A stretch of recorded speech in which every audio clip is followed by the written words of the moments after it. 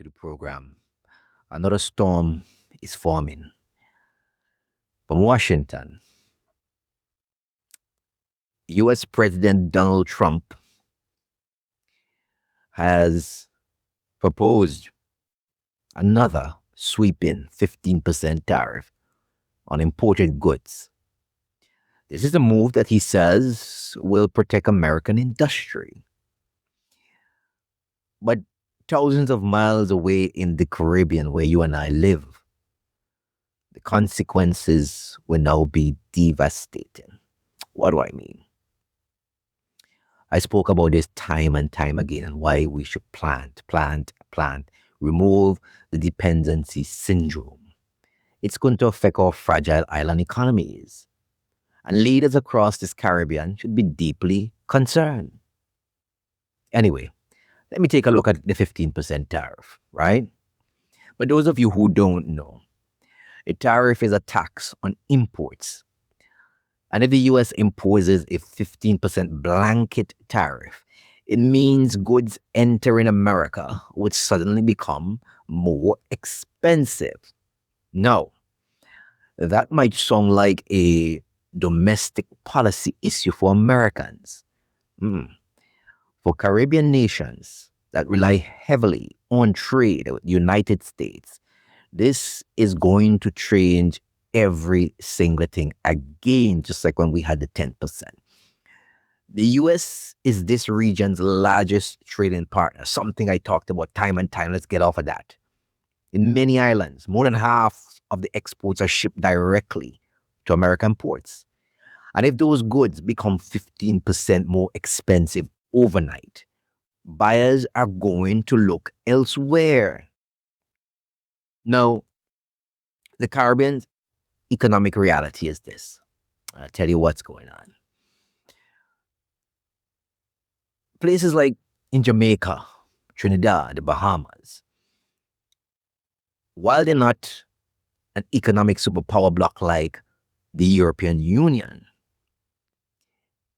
this region, which is a collection of small island developing states, many of them members of what we call the Caribbean community, also known as what?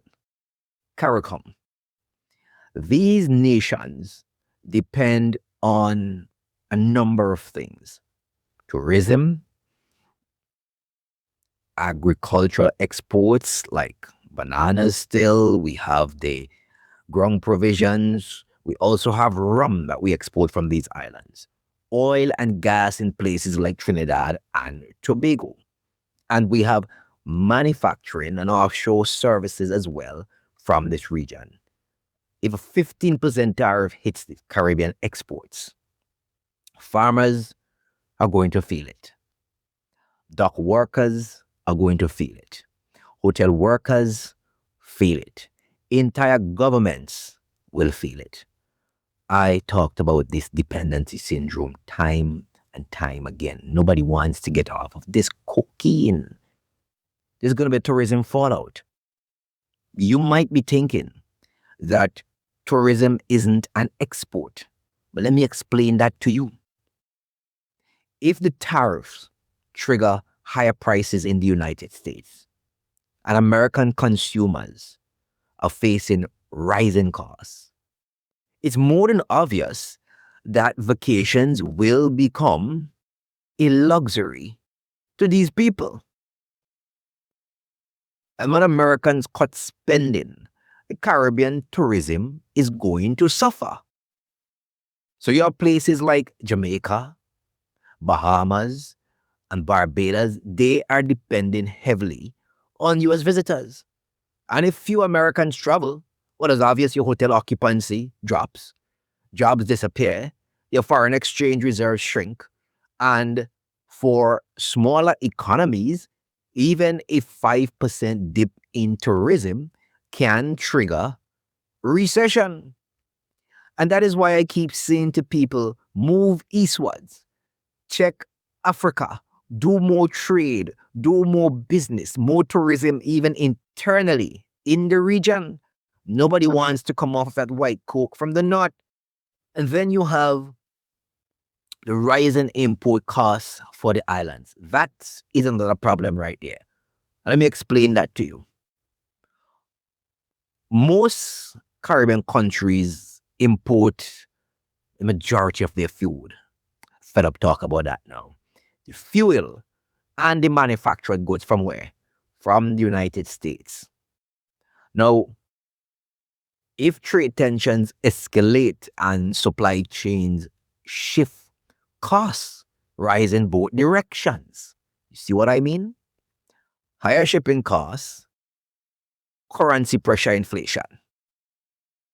So for nations that are already battling that and what they call climate vulnerability, another price shock could push them closer to fiscal crisis.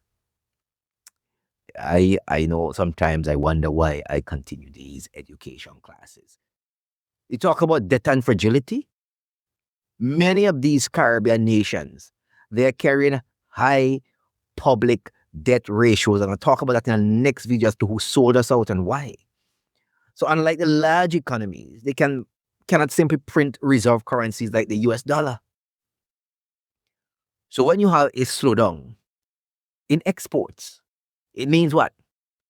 Less tax revenue, more borrowings, increased reliance on international lenders. And here's the funny part, if credit ratings drop, borrowings are going to become more expensive, even more expensive. It is a vicious cycle. We need to get off the cocaine from the north. And of course, there is the political ramifications as well, because some people want to study is their political party. A tariff war doesn't just impact numbers on spreadsheets, It is going to reshape a lot of alliances and agreements. And Caribbean nations could diversify towards either maybe China, Africa, or the European Union. They could seek new trade agreements, or they could reconsider their dependency on the US market, which I have long been calling for. Protectionist shift in Washington, D.C., could accelerate a lot of realignment in this region. But who cares? Do your leaders care? Who benefits? Who really benefits? Supporters of Trump right now argue that it is strengthening American manufacturing, even though Americans are paying the cost. And critics warn it could ignite retaliatory trade measures and increase consumer prices again. Now, for the Caribbean, the outcome of this is going to depend on a number of things. Whether exemptions are granted, how long tariffs remain in place, and of course, how global markets respond. Now, for small island states, uncertainty alone can cause economic worries for us. You know that. Our leaders. I understand they're having CARICOM meeting. I hope they're discussing more than what they're. I don't know. The Caribbean has weathered many hurricanes, been financial crises in the region and global pandemics. It weathered all these things. But when you have a trade storm, it's much more different. These things don't come with any kind of warning. People get up one morning and think that somebody's done them wrong and they decide to shift the gear. They just come in policy announcements. That's all they come from Washington.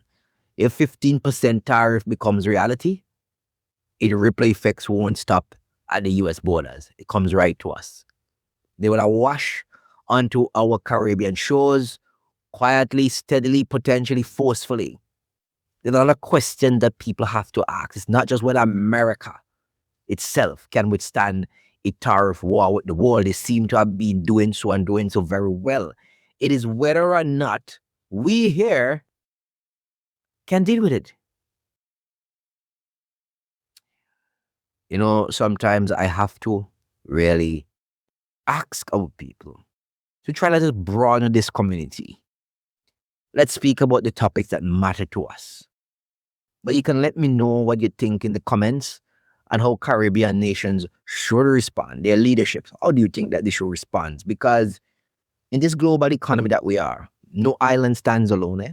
Absolutely none of them. No matter how big they are, they do not stand alone. They may be able to withstand some shocks more than us, but they don't stand alone. Anyway, guys, have a good day. Like, share, and subscribe. Talk to you again.